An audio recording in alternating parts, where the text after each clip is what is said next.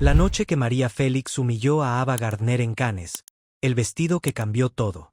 El flash número 47 fue el que lo capturó todo. 8:42 de la noche, 16 de mayo de 1959. Escaleras del Palacio del Festival de Cannes. Dos mujeres, dos continentes, dos vestidos casi idénticos y una mirada que podría incendiar el Mediterráneo entero. Lo que pasó en los siguientes 11 minutos en esa alfombra roja se convertiría en la leyenda más brutal de la historia del cine internacional.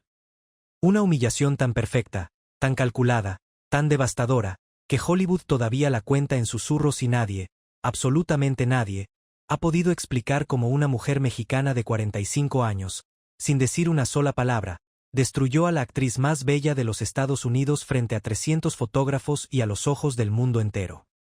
Esta es esa historia, la historia completa, con los detalles que las cámaras no captaron, con las conversaciones que nadie escuchó, con la verdad que ambas mujeres se llevaron a la tumba. Pero que hoy, gracias a testimonios que permanecieron ocultos durante décadas, finalmente puede ser contada. Para entender cómo María Félix destruyó a Ava Gardner sin abrir la boca, hay que retroceder 3 semanas, a principios de mayo de 1959, y cruzar un océano hasta Hollywood.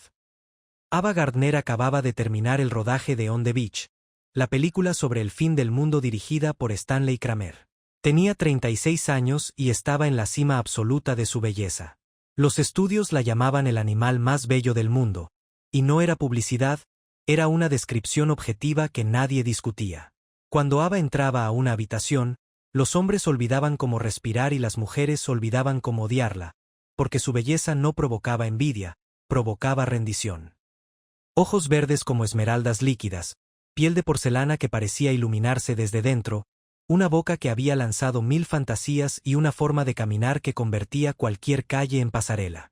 Frank Sinatra se había destruido por ella, había abandonado a su esposa, había suplicado de rodillas, había amenazado con suicidarse, y cuando Ava lo dejó, Sinatra nunca volvió a ser el mismo.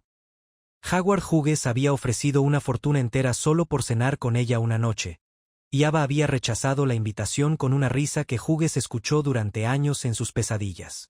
Mickey Rooney, su primer esposo, la había llamado la única mujer que me hizo creer en Dios, y Ernest Hemingway, el escritor más duro de su generación, se había enamorado de ella con la desesperación de un adolescente.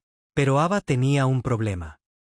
Un problema que la atormentaba desde hacía años y que ningún elogio, ningún amante, ninguna película podía resolver. Nunca había conquistado Europa. Hollywood la adoraba. Sí. Estados Unidos la veneraba. Por supuesto. Pero Europa, especialmente Francia, la veía como otra americana más. Bonita pero vacía. Talentosa pero predecible. Una estrella de cine más en un cielo lleno de ellas. Los críticos franceses, esos jueces implacables que podían hacer o destruir una carrera con un párrafo, la trataban con educación distante. Reconocían su belleza pero cuestionaban su profundidad. En las revistas parisinas, Ava aparecía en las páginas de sociedad, nunca en las de arte. Y eso, para una mujer que se tomaba en serio como actriz, era un insulto disfrazado de cortesía. En 1959, Ava necesitaba desesperadamente cambiar esa percepción, y el Festival de Cannes era su oportunidad. No cualquier oportunidad, la oportunidad. Cannes era el escaparate del cine europeo, el lugar donde las estrellas de Hollywood venían a demostrar que eran más que rostros bonitos, que tenían sustancia, que merecían el respeto del viejo continente. Si Ava triunfaba en Cannes, si Europa la aceptaba como una de las suyas, su legado estaría completo. Ya no sería solo la chica bonita de Carolina del Norte que había llegado lejos. Sería una estrella universal, reconocida en ambos lados del Atlántico. Su publicista, Morgan Hudgens, un hombre astuto que llevaba 12 años manejando la imagen de Ava, diseñó el plan perfecto. Vamos a presentarte como nunca te han visto, le dijo durante una reunión en la oficina de la MGM en Beverly Hills. No como la chica americana, como una diosa internacional. Ava lo miró con esos ojos verdes que habían derretido a hombres mucho más fuertes que Morgan. ¿Qué tienes en mente? Todo empieza con el vestido, respondió Morgan. Si te ven llegar a Cannes con algo de Hollywood, te tratarán como turista. Necesitamos algo francés, algo que diga que perteneces ahí. Contrataron al diseñador francés Jacques Fat, uno de los nombres más respetados de la alta costura parisina, para crear un vestido exclusivo. Verde esmeralda, palabra de honor, corte sirena con una cola de 3 metros que se arrastraría por la alfombra roja como una declaración de guerra contra la indiferencia europea. Elegante pero sensual, europeo pero glamoroso, sofisticado pero accesible. El vestido costó $10,000, una fortuna absoluta en 1959, más de lo que la mayoría de los americanos ganaban en un año entero. Pero Morgan insistía en que valía cada centavo, porque ese vestido iba a cambiar todo. Iba a hacer que Europa finalmente viera a Ava Gardner como la estrella que era. O eso pensaban. Si esta historia ya te está atrapando, suscríbete al canal para que sigamos manteniendo viva la memoria de Nuestra Señora María Félix. Haz que la época de oro no se acabe. Quédate con nosotros y sigamos contando estas historias que merecen ser recordadas. Mientras tanto, a 9,000 kilómetros al oeste, en la Ciudad de México, en una casa de la colonia Polanco llena de arte, de recuerdos y de una vida vivida en sus propios términos, María Félix estaba sentada en su sala leyendo La invitación de Cannes por 10ª vez. Tenía 45 años. Se había retirado del cine hacía 2 años, pero seguía siendo la doña, la mujer más bella de México, la mujer más temida de Latinoamérica, la única actriz latina que había rechazado a Hollywood y había ganado. Porque María no había rechazado Hollywood por incapacidad, sino por orgullo. Cuando los estudios americanos le ofrecieron contratos millonarios con la condición de que cambiara su nombre, suavizara su acento y aceptara papeles de latina sumisa, María los miró con esos ojos que habían destruido matrimonios, carreras y egos, y dijo una frase que se volvió leyenda. Yo no cambio mi nombre por nadie. Si quieren a María Félix, tómenla como es. Si no, que se busquen otra. Hollywood se buscó otras. María construyó un imperio sin ellos. Y ahora, en mayo de 1959, Cannes la quería. No por caridad, no por cuota latina, la quería porque el festival estaba tratando de expandirse más allá de Europa y Estados Unidos. Quería glamour latino, quería diversidad, quería a la mujer que había dicho no al sistema más poderoso del entretenimiento mundial y había sobrevivido para contarlo. María no necesitaba Cannes. Cannes la necesitaba a ella, y esa diferencia lo cambiaba todo. Su asistente Lupita, la mujer que llevaba 15 años a su lado, que conocía cada humor, cada capricho, cada genialidad de María, entró a la sala con un sobre. Señora, llegó esto de París. Era grande, pesado, elegante. María lo abrió con la calma de quien sabe que el mundo puede esperar. Adentro, bocetos de vestidos de Christian Dior. 5 diseños, todos espectaculares, todos únicos, todos creados específicamente para ella. No eran bocetos genéricos enviados a cualquier cliente rica. Eran diseños que solo María Félix podía usar, creados pensando en su cuerpo, su actitud, su presencia. La casa Dior la conocía bien. María era clienta desde hacía una década, había cenado con Christian Dior mismo antes de su muerte en 1957, y el nuevo director artístico, Yves Saint Laurent, la admiraba con la intensidad de un joven que reconoce la grandeza cuando la ve. María estudió los bocetos uno por uno, lentamente, como quien evalúa armas antes de una batalla. Se detuvo en el tercero. Verde esmeralda, palabra de honor. Corte sirena con una cola de 3 metros. María lo miró durante un largo momento. Luego levantó la vista hacia Lupita con una expresión que su asistente conocía demasiado bien. Esa expresión que significaba que María había visto algo, que su mente estaba calculando, que un plan estaba formándose detrás de esos ojos oscuros. Dijo María señalando el boceto. Pero quiero cambios. Llamó directamente a la casa Dior en París. Habló con el director de diseño. Su voz era tranquila, precisa, la voz de una mujer que sabe exactamente lo que quiere y no acepta menos. El verde necesita ser más profundo, casi negro bajo ciertas luces. Cuando me mueva, quiero que el color cambie, que parezca vivo. Y la cola, quiero que sea de 4 metros, no de 3. Y quiero esmeraldas reales incrustadas en el corpiño. No imitaciones, no cristales, esmeraldas reales. El diseñador tragó saliva al otro lado de la línea. Señora Félix, eso va a costar una fortuna. Las esmeraldas solas. No me importa el costo, lo interrumpió María. ¿Lo pueden hacer o no? Lo podemos hacer. Bien. Lo necesito en 2 semanas. 2 semanas es muy poco tiempo para. En 2 semanas, repitió María, y colgó. Se sirvió un coñac, caminó hacia la ventana, miró hacia las montañas que rodeaban la Ciudad de México. La luz del atardecer pintaba todo de dorado. María bebió lentamente. Sabía exactamente lo que estaba haciendo. Había visto los bocetos de Jack Fat para Ava Gardner. Un contacto en París, una persona de confianza que trabajaba en el mundo de la alta costura. Se los había enviado semanas atrás con una nota breve que decía simplemente pensé que le interesaría ver esto. María los había estudiado con la atención de un general estudiando los planes del enemigo. Los vestidos eran similares. Demasiado similares. El mismo color, el mismo corte, la misma intención. Y María había decidido que si iban a usar el mismo concepto, ella se aseguraría de usarlo mejor. No diferente, mejor. Porque María entendía algo que la mayoría de la gente no entiende. En una comparación directa, la victoria no va para quien es diferente, sino para quien es superior. Si llegaba con un vestido completamente distinto, sería solo otra estrella en otra alfombra roja.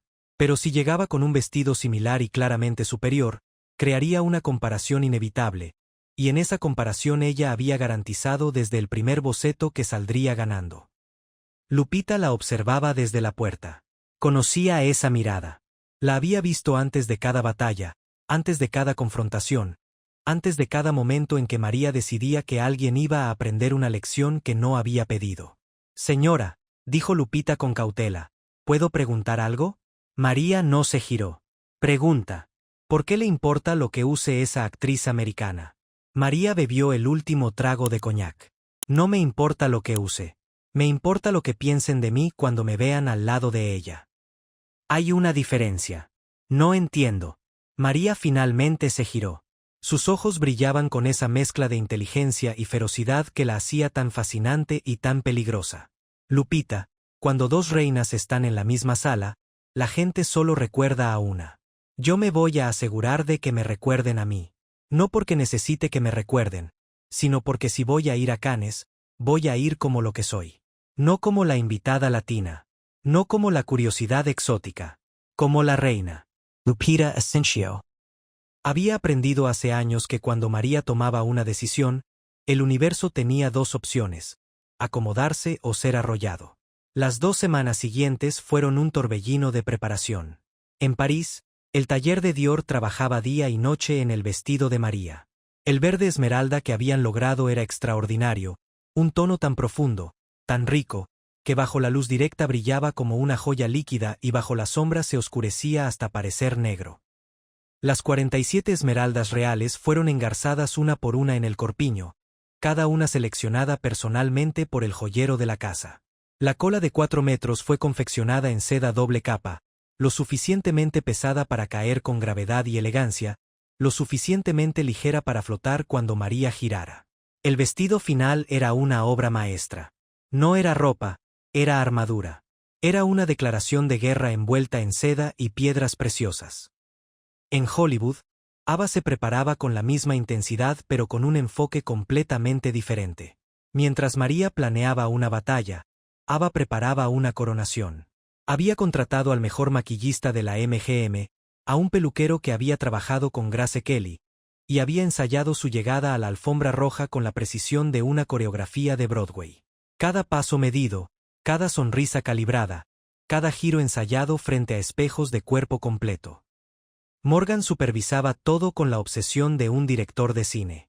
El objetivo era claro: Ava Gardner tenía que ser la imagen de la noche. La foto que todos los periódicos publicaran al día siguiente tenía que ser de ella. No de Sophia Loren, no de Brigitte Bardot, no de ninguna estrella europea.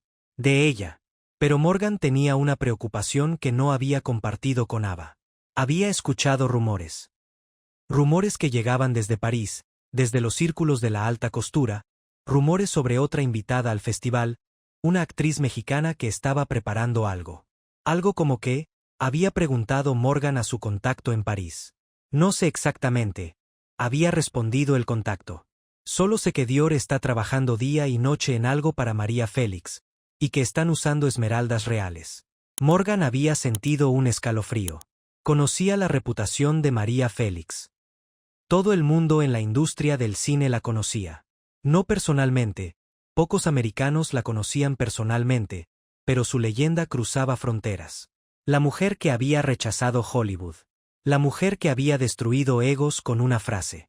La mujer que hacía que los hombres más poderosos del mundo se sintieran pequeños con solo mirarlos.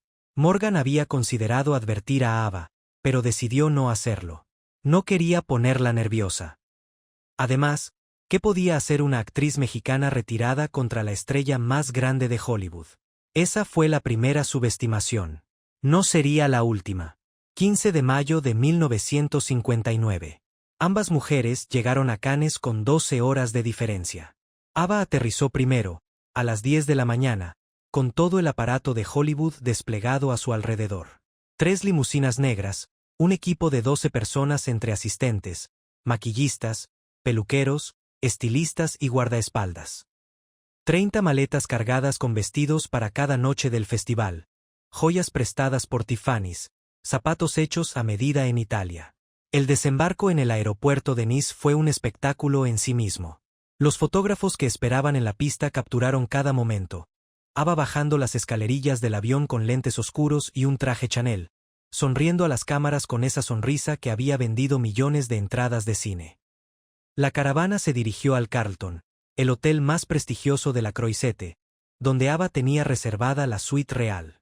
Cuando entró al lobby, los huéspedes se detuvieron a mirar. Era como ver una película en vivo. María llegó a las 10 de la noche, sin fanfarria, sin caravana, sin espectáculo. Un Mercedes negro la recogió en el aeropuerto. La acompañaban solo Lupita y 4 maletas. Se alojó en el Majestic, un hotel más pequeño que el Carlton pero más elegante, con esa clase de sofisticación discreta que María apreciaba. No era ostentación, era gusto. No era ruido, era presencia. La diferencia entre ambas llegadas decía todo lo que había que saber sobre la diferencia entre ambas mujeres. Ava necesitaba un ejército para sentirse segura. María solo se necesitaba a sí misma.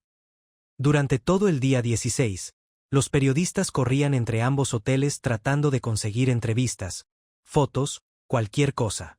Porque todos sabían que algo iba a pasar. En festivales de cine, cuando dos reinas coinciden, siempre pasa algo. Era una ley no escrita del espectáculo, y esa ley se cumplía con la precisión de la gravedad. Un periodista del Paris Match logró hablar brevemente con Ava en el lobby del Carlton. Señorita Gardner, ¿sabe que María Félix también está en Cannes? Ava mantuvo su sonrisa. Por supuesto. María es una gran actriz.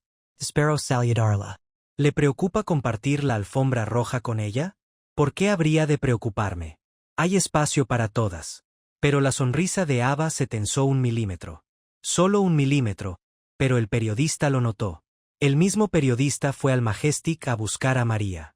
No la encontró en el lobby, pero Lupita le transmitió un mensaje. La señora Félix dice que está encantada de estar en Cannes y que espera disfrutar del festival. Nada más. Nada sobre Ava. Nada sobre vestidos. Nada sobre rivalidades. El silencio de María era más elocuente que cualquier declaración. La noche del 16 de mayo era la premiere de Los 400 golpes, la película de François Truffaut que cambiaría el cine francés para siempre. Pero nadie estaba hablando de la película.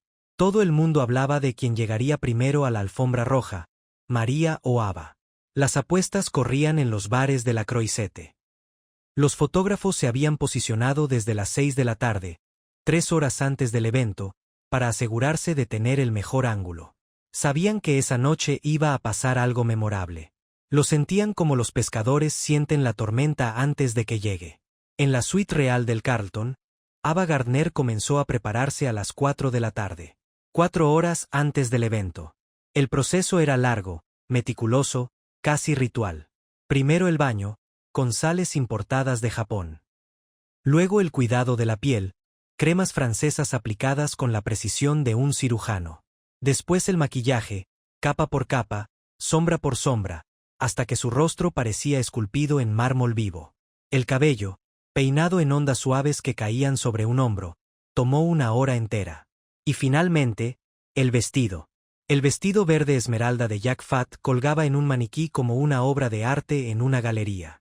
Ava lo miró durante un largo momento antes de ponérselo.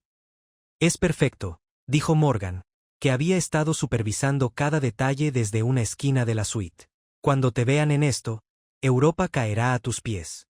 Ava sonrió, pero era una sonrisa nerviosa, porque había escuchado los rumores. Los rumores sobre María Félix y un vestido verde. Los rumores sobre Dior y esmeraldas reales. Los rumores que Morgan había tratado de mantener lejos de ella, pero que se habían filtrado como el agua a través de las grietas. «Morgan», preguntó Ava mientras la maquillista retocaba sus cejas. «¿Es cierto lo del vestido de María Félix? ¿Que has oído? Que es verde. Que es de Dior. Que es similar al mío». Morgan suspiró. Había esperado que esta conversación no llegara. «Son solo rumores, Ava. Y aunque fueran ciertos, ¿qué importa? Tú eres Ava Gardner. Nadie puede eclipsarte». Ava lo miró por el... Lo que veía en el espejo era poder puro, absoluto, indiscutible. No la belleza superficial que Hollywood vendía en pósters y revistas. Poder real. El tipo de poder que no se compra, que no se hereda, que no se fabrica con maquillaje y buena iluminación. El tipo de poder que viene de adentro, de saber quién eres sin que nadie te lo confirme, de no necesitar la aprobación de nadie para sentirte completa. «Señora, ¿está lista?», preguntó Lupita. María ajustó una esmeralda de su collar, un collar que había pertenecido a una emperatriz austrohúngara y que María había comprado en una subasta en Ginebra por una cantidad que habría alimentado a un pueblo durante un año. «Nací lista», dijo, y lo decía en serio. Si estas historias de nuestra querida María Félix te están haciendo sentir algo, si te están transportando a esa época dorada que nunca debió terminar, dale like a este video y suscríbete. Ayúdanos a que estas historias sigan vivas, a que la época de oro del cine mexicano no se apague nunca. Sigamos juntos recordando a nuestra doña. El protocolo de Cannes era estricto y claro como un reloj suizo.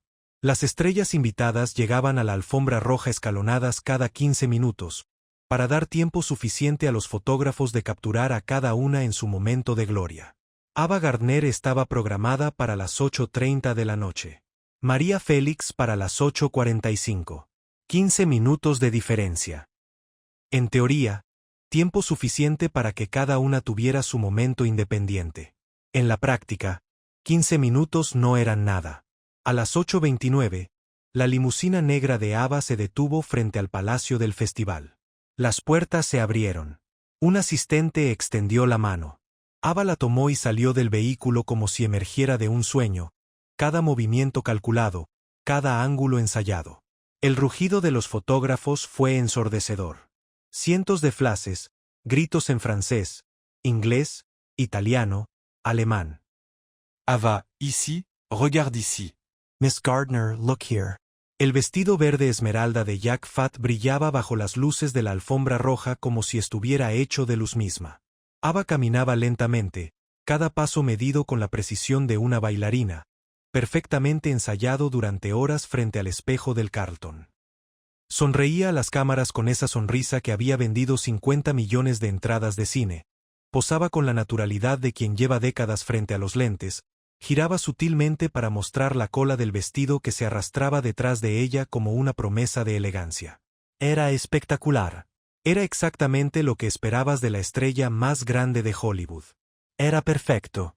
Morgan la observaba desde el costado de la alfombra roja, parcialmente oculto detrás de una barrera de seguridad. Sonría satisfecho. Lo habían logrado. Los fotógrafos estaban enloquecidos. Los periodistas garabateaban furiosamente en sus libretas. Europa finalmente vería a Ava Gardner como la diosa que era, no como otra americana más, sino como una estrella universal, una fuerza de la naturaleza, una leyenda viviente. Morgan se permitió un momento de triunfo. 12 años manejando la carrera de Ava, 12 años de batallas con estudios, con prensa, con amantes celosos y directores difíciles, y todo había valido la pena para este momento. Ava en la escalera de Cannes, deslumbrante, conquistando Europa. Entonces Morgan vio algo que le heló la sangre.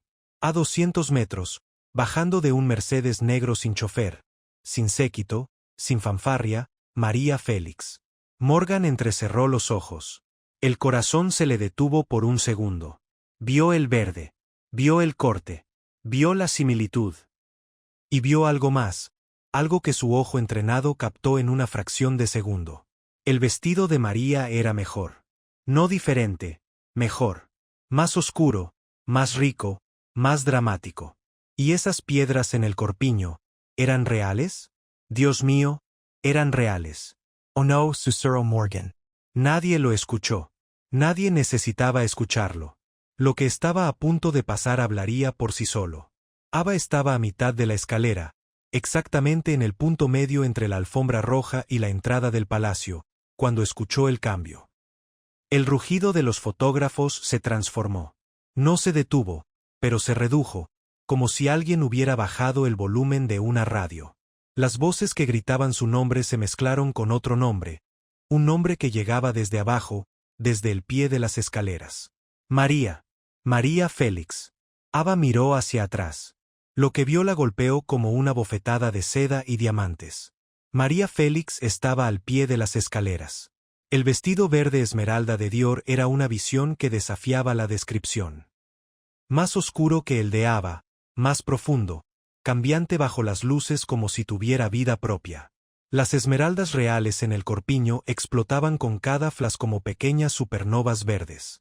Y la cola, Dios, la cola. 4 metros de seda que se extendían detrás de María como la estela de un cometa, 1 metro más larga que la de Ava, 1 metro que marcaba toda la diferencia del mundo. Pero no era el vestido lo que paralizó a Ava. No eran las esmeraldas, ni la cola, ni el corte, ni el color. Era la cara de María.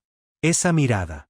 Esos ojos oscuros que no miraban a las cámaras, que no buscaban aprobación, que no sonreían para nadie. Esos ojos miraban directamente a Ava. Directamente, sin disculpa, sin timidez, sin juego. Con una expresión que decía más que cualquier palabra, una expresión que comunicaba en el lenguaje universal de las mujeres poderosas un mensaje claro, inequívoco, devastador. Pensaste que eras la única. Los fotógrafos se enloquecieron. María, María Félix, ici, ici. Los flashes se multiplicaron. No 47, cientos, miles. La luz era tan intensa que por un momento el cielo nocturno sobre Cannes se volvió día. Los periodistas empujaban las barreras tratando de acercarse. Los organizadores del festival se miraban nerviosos. Esto no estaba en el protocolo. María no debía llegar hasta las 8:45 y eran las 8:37. 8 minutos antes de su hora programada. Alguien la había dejado llegar antes, o alguien no había podido detenerla, o María simplemente había decidido que el protocolo no aplicaba para ella, que los relojes se ajustaban a su ritmo y no al revés. Ava estaba atrapada a mitad de la escalera. No podía subir rápidamente, eso sería huir, y Ava Gardner no huía de nadie. No podía bajar, eso sería rendirse, y rendirse no estaba en su vocabulario. Así que se quedó parada donde estaba, sonriendo, fingiendo que todo estaba perfectamente bien, fingiendo que la llegada de María no la afectaba, fingiendo que no sentía como cada cámara en la Riviera Francesa giraba lentamente, inevitablemente, hacia la mujer al pie de las escaleras. María comenzó a subir. No rápido, no lento. Con la velocidad exacta de alguien que sabe que todos la están mirando y no tiene ninguna prisa porque el tiempo le pertenece. Cada paso era un acto de posesión, como si al pisar cada escalón lo reclamara como suyo. La cola de 4 metros flotaba detrás de ella con cada movimiento, un río de seda verde que parecía tener voluntad propia. No miraba a las cámaras. No sonreía. No posaba. Simplemente caminaba, y eso era suficiente para que 300 fotógrafos perdieran la cabeza. Cuando llegó al escalón donde estaba Ava, se detuvo. Se pararon lado a lado. 2 mujeres en verde esmeralda. 2 continentes. 2 formas de entender la belleza, el poder, la feminidad. Los fotógrafos gritaban enloquecidos. Juntes, juntes, miren juntes. Las 2 mujeres se giraron hacia las cámaras. Ava sonrió su sonrisa de Hollywood. La sonrisa que había practicado miles de veces, la sonrisa perfecta. María no sonrió. Levantó ligeramente la comisura de los labios, apenas un gesto, como si sonreír completamente fuera un lujo que no necesitaba darse. Y entonces, en una fracción de segundo, tan rápida que si parpadeabas te la perdías, María hizo 3 cosas que cambiarían la narrativa de esa noche, de ese festival, de la relación entre Hollywood y el cine latino para siempre. Primero, dio un paso hacia adelante. Solo uno. Un paso pequeño, casi imperceptible, pero suficiente para quedar ligeramente delante de Ava en el encuadre de cada fotografía. No al lado, delante. Una diferencia de centímetros que en una fotografía se convierte en una diferencia de kilómetros. Segundo, movió su cola. Ese movimiento que las reinas hacen, ese giro sutil de cadera que hace que metros de tela floten como si pesaran menos que el aire. La cola de 4 metros se extendió hacia la derecha, cubriendo parcialmente la cola de Ava, superponiéndose, reclamando espacio, diciendo en el lenguaje silencioso de la seda que este terreno ya tenía dueña. Tercero, levantó la barbilla.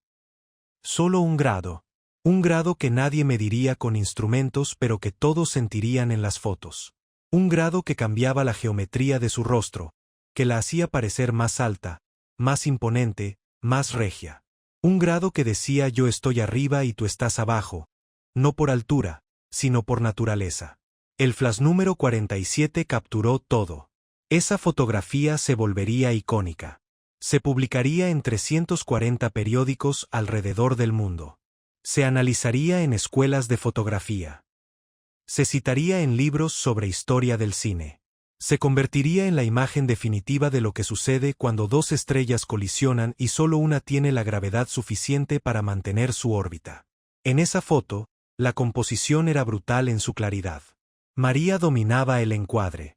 Su vestido más oscuro absorbía la luz de forma diferente, creando profundidad y misterio.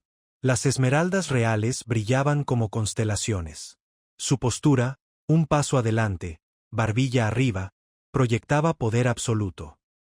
Ava estaba ahí. Sí. Presente. Sí. Bella, por supuesto. Pero secundaria. La estrella, pero no el sol.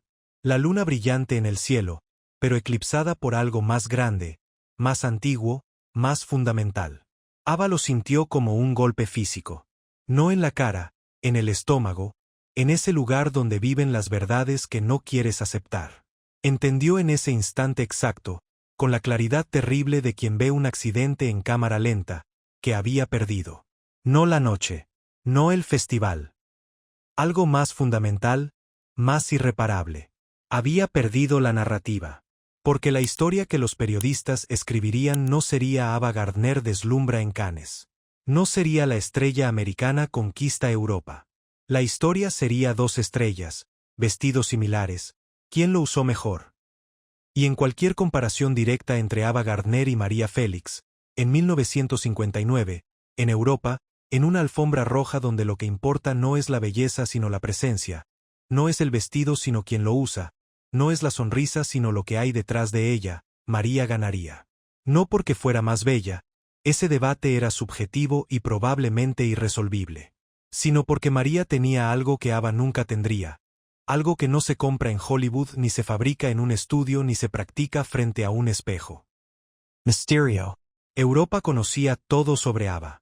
Sus matrimonios con Mickey Rooney, con Artie Shaw, con Frank Sinatra. Sus romances con Howard Hughes, con Luis Miguel Dominguín, con medio Hollywood. Sus películas, sus escándalos, sus borracheras, sus peleas. Ava era un libro abierto, una vida expuesta bajo los reflectores sin un solo rincón oscuro.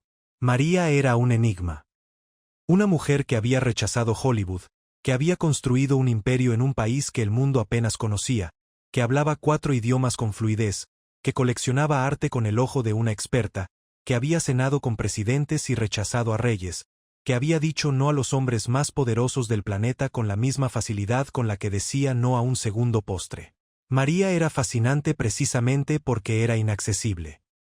Y en ese momento, en esas escaleras, bajo esos flashes, con esos vestidos casi idénticos, La diferencia entre lo accesible y lo inalcanzable era tan obvia como la diferencia entre la luna y el sol. María sostuvo la pose durante 10 segundos más. 10 segundos que parecieron una hora. 10 segundos en los que cada fotógrafo en la Riviera Francesa disparó hasta agotar sus rollos. Luego, sin mirar a Ava, sin decir una palabra, sin siquiera girar la cabeza hacia ella, continuó subiendo las escaleras. Cada paso perfecto, cada movimiento estudiado, la cola de 4 metros flotando detrás de ella como la estela de un barco que ya dejó el puerto. Cuando llegó a la entrada del palacio, se giró una última vez hacia las cámaras. Esta vez sí sonrió. Una sonrisa completa, generosa, magnánima. La sonrisa de quien ha ganado y puede permitirse ser amable. Luego desapareció adentro, tragada por la oscuridad del vestíbulo, dejando detrás de ella un ejército de fotógrafos satisfechos y una rival destrozada en las escaleras. Ava se quedó ahí otros 20 segundos, posando, sonriendo, haciendo su trabajo. Pero los fotógrafos ya habían bajado sus cámaras. Ya tenían su foto. La foto del festival. La foto del año. La fiesta después de la premiere fue un ejercicio de diplomacia y dolor contenido. El salón del palacio del festival estaba decorado con flores blancas y velas que proyectaban sombras doradas sobre las paredes de mármol. Champán francés circulaba en bandejas de plata llevadas por camareros que se movían como fantasmas elegantes entre los invitados. La élite del cine mundial conversaba en pequeños grupos, directores con productores, actrices con críticos, periodistas con cualquiera que les diera una cita publicable. El aire olía a perfume caro, a tabaco francés, a ambición y a champán derramado. Ava entró con su equipo a las 10 de la noche. Sonrisa perfecta, postura impecable, el vestido verde esmeralda que 3 horas antes había sido su orgullo y que ahora sentía como un disfraz que la delataba. Cada vez que alguien miraba su vestido, Ava sentía que no lo estaban admirando, sino comparando.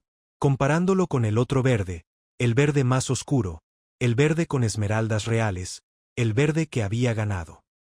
María ya estaba ahí. Había llegado 40 minutos antes, como si el tiempo que dedicaba a estar en un lugar fuera inversamente proporcional a la importancia que le daba a llegar. Estaba rodeada de directores europeos, productores franceses, la aristocracia intelectual del cine mundial. Hablaba en francés fluido con Truffaut sobre su película, sobre cómo los 400 golpes había capturado la soledad de la infancia con una honestidad que el cine comercial no se atrevía a tocar. Discutía en italiano con un productor romano sobre el futuro del neorrealismo, sobre si Fellini estaba llevando el movimiento hacia algo nuevo o destruyéndolo con su exceso visual. Reía con una elegancia que no era actuada porque María no actuaba en la vida real, simplemente era. No interpretaba a una mujer culta, sofisticada, magnética. Era una mujer culta, sofisticada, magnética, y la diferencia entre interpretar y ser es la diferencia entre una actriz y una leyenda. Cuando Ava pasó cerca de ella, María levantó su copa de champán en saludo. Un gesto cortés, perfectamente educado, imposible de criticar. No había malicia en el gesto, no había burla, no había provocación. Era simplemente el saludo de una mujer segura de sí misma hacia otra mujer que respetaba lo suficiente como para reconocer su presencia. Ava asintió de vuelta con la misma cortesía. También educada, también formal. Sus ojos se encontraron durante un segundo, tal vez 2, y en ese segundo ambas dijeron todo lo que necesitaban decir sin abrir la boca. María dijo lo que pasó. Pasó. No tengo nada personal contra ti. Ava dijo lo sé. Y eso lo hace peor. Era un saludo entre reinas, una reconociendo a la otra, pero también estableciendo jerarquía con la sutileza de un bisturí. María había saludado primero porque podía permitirse ser generosa. Cuando ganas, puedes permitirte cualquier cosa, incluso la amabilidad. Ava se quedó en la fiesta 45 minutos. Sonrió para fotos con directores europeos que la trataban con respeto genuino porque, a pesar de todo, Ava Gardner seguía siendo Ava Gardner. Habló con productores sobre posibles proyectos en Europa, plantó semillas de futuras colaboraciones, hizo su trabajo con la profesionalidad que 20 años en Hollywood le habían enseñado. Pero a las 11:30 se disculpó. Dijo que estaba cansada del viaje, que el cambio de horario la había afectado, que mañana tenía compromisos temprano. Excusas que todos aceptaron con la cortesía de quienes saben que son excusas pero son demasiado educados para decirlo. María se quedó hasta las 3 de la mañana. Bebiendo champán sin que le afectara, riendo con Truffaut que la miraba con la fascinación de un joven ante un fenómeno de la naturaleza, discutiendo cine con Fellini que le decía que la quería para una película y que María rechazaba con una sonrisa que decía convénceme. Contando anécdotas sobre la época de oro del cine mexicano que dejaban a los europeos con la boca abierta. Contó cómo había rechazado a un director que le pidió llorar en una escena diciéndole María Félix no llora en las películas porque María Félix no llora en la vida. Contó cómo había mandado devolver un guión a Hollywood con una nota que decía solo le falta talento. Contó cómo una vez un millonario le ofreció un collar de diamantes y ella le respondió que ya tenía mejores. Cada anécdota era una performance, cada risa era una declaración, cada momento era María siendo exactamente lo que Europa quería que fuera. Sofisticada, inteligente, magnética, impredecible, libre. Todo lo que Hollywood prometía y raramente entregaba. A la mañana siguiente, las fotos estaban en todos los periódicos del mundo. Había fotos de Ava, por supuesto. Ava sonriendo, Ava posando, Ava deslumbrante en su vestido verde de Jack Fat. Pero la foto que todos publicaron en portada, la foto que se imprimió en millones de copias, la foto que se convirtió en icónica antes de que el café del desayuno se enfriara, era esa. Flash número 47. María Félix un paso adelante. Ava Gardner ligeramente detrás. Dos reinas, un momento, una clara ganadora. Paris Match tituló su portada Le duel des déesses. Félix éclipse Gardner à Cannes. El duelo de las diosas. Félix éclipsa a Gardner en Cannes. Le Figaro fue más elegante pero igual de contundente. Maria Félix rappelle à l'Europe qu'elle est la donna. María Félix le recuerda a Europa que ella es la doña.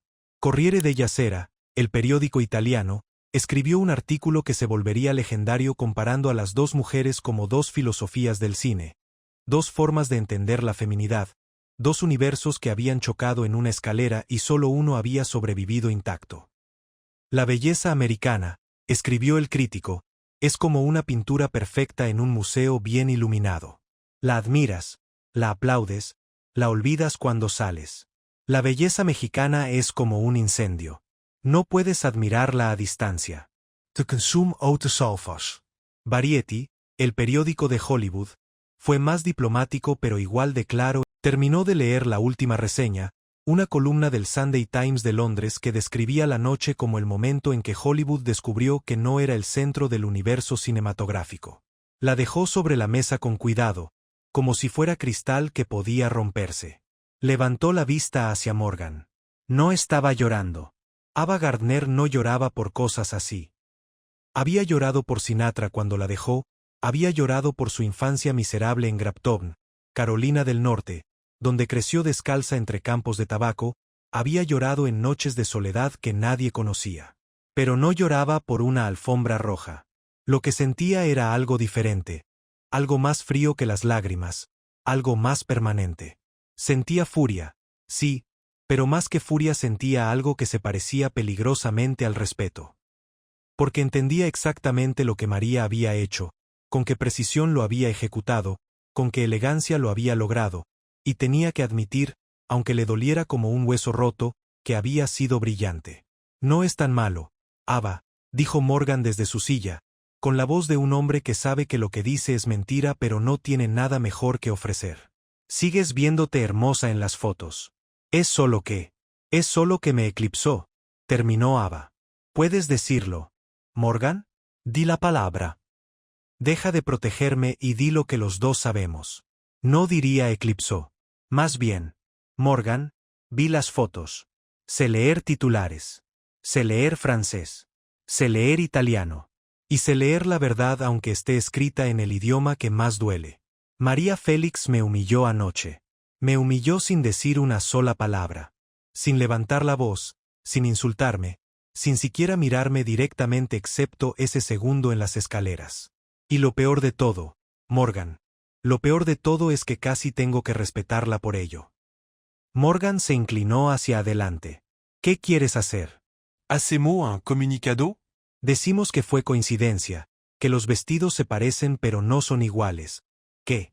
Ava levantó una mano. Su gesto era firme, definitivo, el gesto de una mujer que ha tomado una decisión y no va a cambiarla. No. Eso solo prolongaría la historia. Cada comunicado, cada negación, cada explicación mantendría las fotos en las portadas un día más. Cada entrevista donde dijera que no me importa confirmaría que sí me importa. No. Vamos a hacer lo que Hollywood hace mejor. Vamos a fingir que nada pasó y vamos a seguir adelante. ¿Estás segura? Completamente. Hizo una pausa. Pero Morgan, anótalo. Quiero que lo escribas y lo pongas donde lo veas todos los días. Nunca más. Nunca más voy a un evento sin saber exactamente quién más va a estar ahí, qué van a usar y qué están planeando. Nunca más me toman desprevenida. Nunca más dejo que alguien use mi propio plan contra mí. Nunca más. Los días siguientes en Cannes fueron un ejercicio de tensión controlada, una guerra fría librada con sonrisas y champán en lugar de misiles y amenazas. No hubo confrontaciones directas, no hubo drama público, no hubo escenas ni gritos ni acusaciones. Ava y María se comportaron como las profesionales que eran, educadas, corteses, impecables. Pero en cada evento, en cada fiesta, en cada proyección, había una conciencia constante, casi eléctrica, de dónde estaba la otra. Cuando María entraba a una sala, Ava la sentía antes de verla, como si el aire cambiara de densidad, como si la temperatura subiera 1 grado. Cuando Ava daba una entrevista en la terraza del Carlton, María pasaba casualmente por la Croisette, lo suficientemente cerca para que alguna cámara la captara al fondo, como un recordatorio visual de que la verdadera protagonista de ese festival no estaba dando entrevistas sino viviendo. No era accidental. Nada de lo que María hacía era accidental. Era una guerra silenciosa, una guerra de presencia, de elegancia, de quien podía comandar más atención sin parecer que la estaba buscando. Un periodista italiano, veterano de 20 festivales que había visto rivalidades entre Loren y Lollobrigida, entre Monroe y Roussel, entre todas las grandes divas del cine, lo describió perfectamente en su columna. He cubierto docenas de rivalidades en Cannes, escribió, pero nunca había visto nada como esto. No es una pelea, es una demostración. Una mujer demuestra que existe y la otra descubre que eso es suficiente para perder. Suscríbete a este canal si quieres seguir escuchando las historias más impresionantes de María Félix. Cada historia que contamos es un pedazo de nuestra época de oro, un tesoro que no podemos dejar morir. Suscríbete, dale like y ayúdanos a mantener viva la memoria de la doña. El último día del festival hubo un almuerzo para todas las estrellas invitadas. Una terraza con vista al Mediterráneo, ese azul imposible que parece inventado hasta que lo ves con tus propios ojos. 50 personas sentadas en mesas con manteles blancos, copas de cristal que reflejaban el sol como pequeños prismas, flores frescas que perfumaban el aire salado.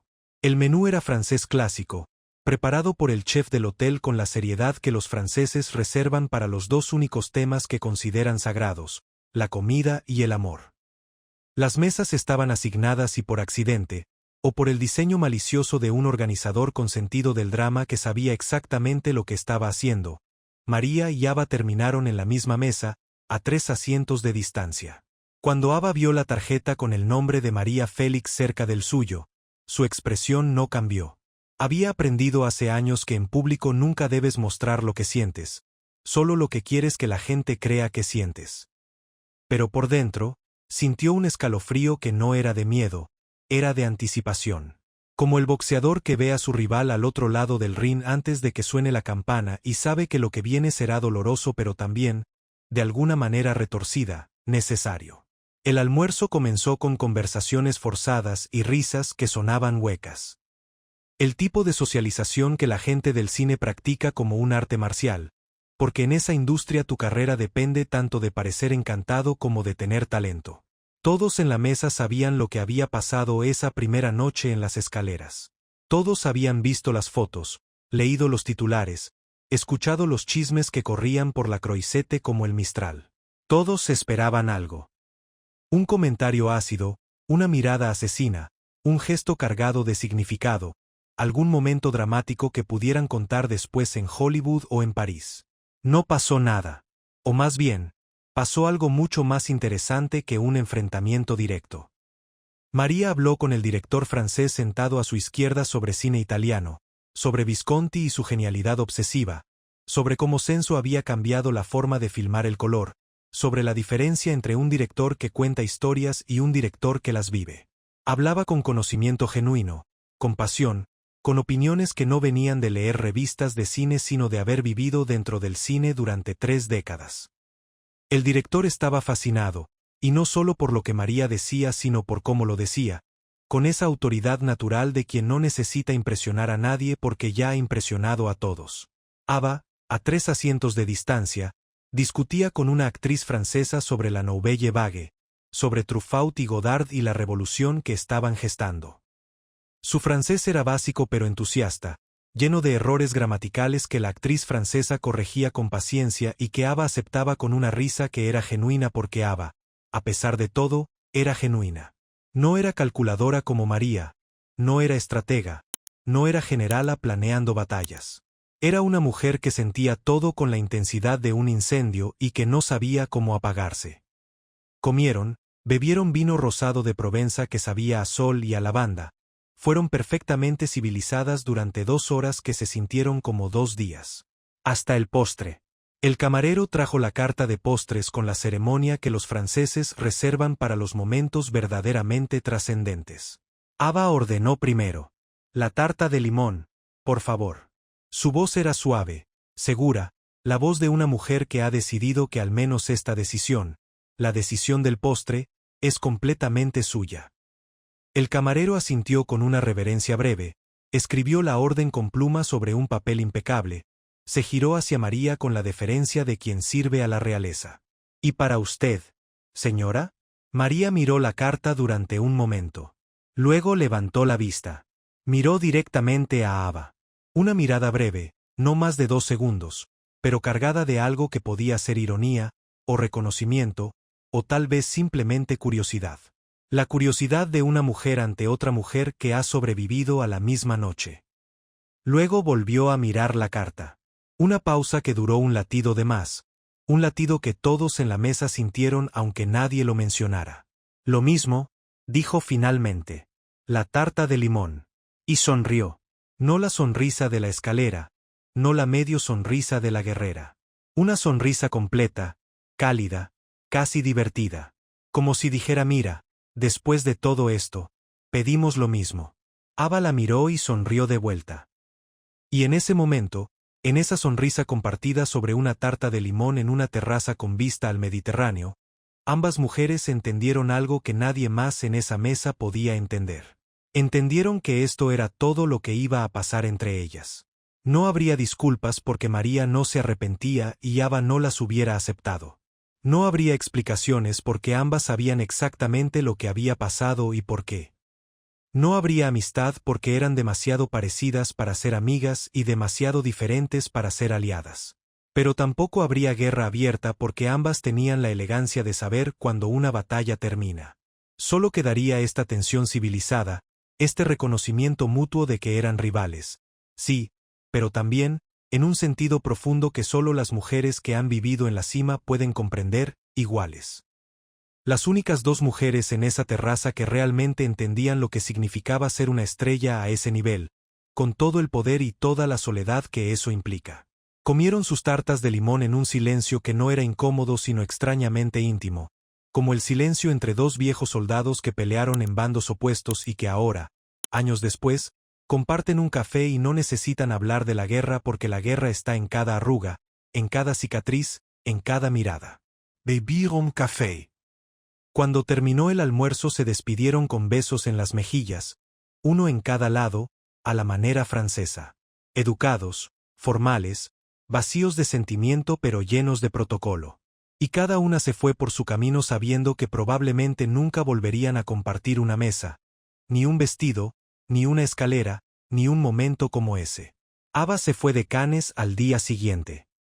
Volvió a Hollywood, a su vida de estrella de cine, a sus romances tormentosos, a sus películas cada vez más espaciadas, a su lucha eterna contra la soledad que vivía detrás de su sonrisa perfecta. Nunca habló públicamente sobre esa noche con María. Nunca. No en entrevistas, no en conversaciones con amigos, no en las noches de borrachera donde todo se dice porque el alcohol desbloquea las verdades que la sobriedad mantiene encerradas. Cuando periodistas le preguntaban sobre el incidente de Cannes, sobre los vestidos, sobre la foto, Ava sonreía esa sonrisa que era su escudo y su cárcel y decía simplemente: Cannes fue maravilloso. María Félix es una mujer extraordinaria. Nada más. 3 frases. 12 palabras. Un muro de diplomacia detrás del cual escondía lo que realmente sentía, que era algo mucho más complejo que la furia o la humillación.